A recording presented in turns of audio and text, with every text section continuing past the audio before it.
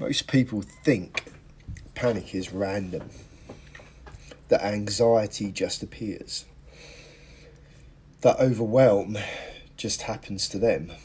But the nervous system learns through repetition, right? And most people have unknowingly trained themselves into urgency. Not because they're weak, not because they're broken, but because modern life rewards reactivity. Constant notifications, constant stimulation, pressure, comparison, constant emotional interpretation. And eventually the body stops distinguishing between an actual emergency and everyday life. That's when survival mode quietly becomes personality. The nervous system is adaptive, which sounds positive until you realise it adapts to the chaos too. If every day looks like stress, rushing, doom scrolling, financial fear, bad sleep, emotional overload, constant reaction, the body begins memorising that state. And after enough repetition, urgency starts feeling normal. You stop noticing how tense you are. You stop noticing shallow breath. You stop noticing how fast your mind moves. You stop noticing that you haven't properly relaxed in months, sometimes years, because survival states become familiar, and familiarity feels safe to the brain, even when it's exhausting the body.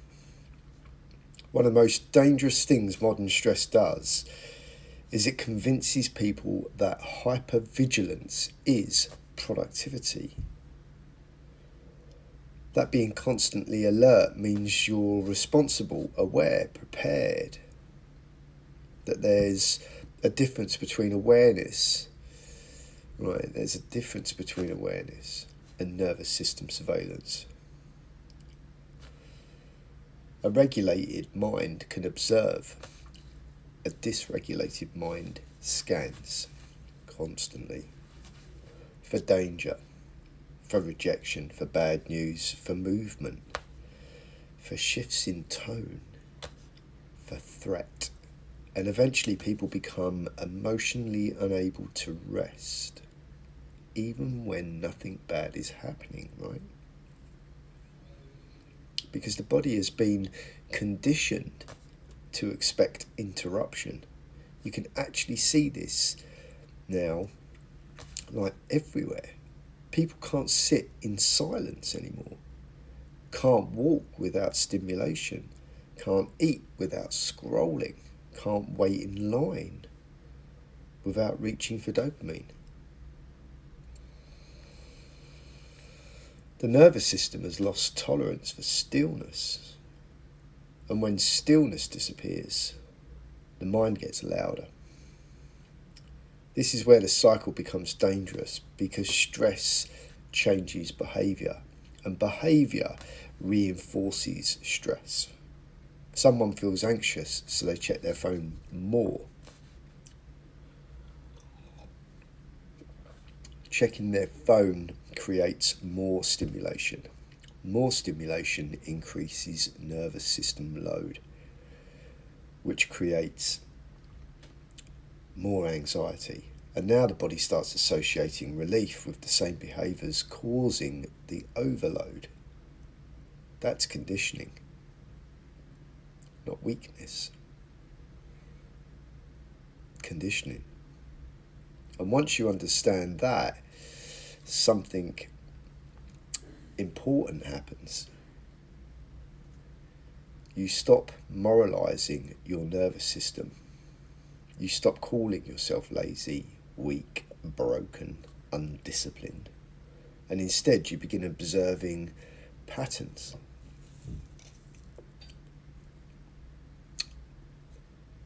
That shift matters, because observation creates space. and spaces where regulation begins.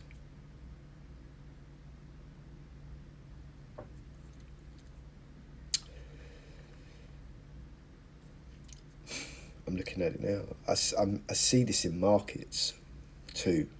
People think they're reacting to price, but most of the time they're reacting to emotion, fear, urgency, overexposure, comparison, stress accumulation. The chart simply reveals the nervous system. And honestly, life works the same way. Pressure doesn't create character as much as it reveals conditioning. Some people pause, some spiral, some react instantly, some observe first. And those patterns were usually trained long before the moment itself arrived. That's why two people can experience the exact same situation and emotionally live in completely different realities, because the nervous systems are interpreting the experience differently. Fascinating, right? The problem with living in constant urgency is eventually the body stops trusting peace. Stillness feels uncomfortable. Quiet feels suspicious. Rest feels guilty. And this is where people accidentally become addicted to stress chemistry. Not consciously, biologically. See, the body becomes so used to stimulation that calm starts feeling unfamiliar. And unfamiliarity often gets interpreted as danger, which is why some people sabotage peace the second they experience it. They don't realise they're doing it. Their nervous system simply doesn't know how to live there yet, right? And that's not failure, that's adaptation. But here's the important part. If panic can be conditioned, then calm can be conditioned too. Which means your future nervous system is trainable. Not overnight, not perfectly, not linearly. Wow, got that one out.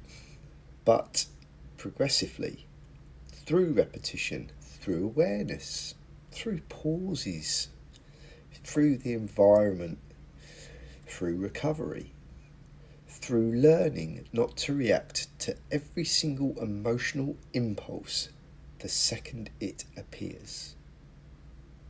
Most people are trying to fix their lives without realising their nervous system is exhausted. And you know, exhausted people struggle to think clearly, which means sometimes the first step isn't massive transformation. Sometimes it's simply slowing the system down enough to finally hear yourself think again. Maybe the goal isn't becoming emotionless. Maybe the goal is becoming less controlled by every emotional wave that passes through you. Because there's a difference between feeling something and becoming consumed by it. And most people were never taught that difference. They were only taught reaction. But reaction is conditioning too.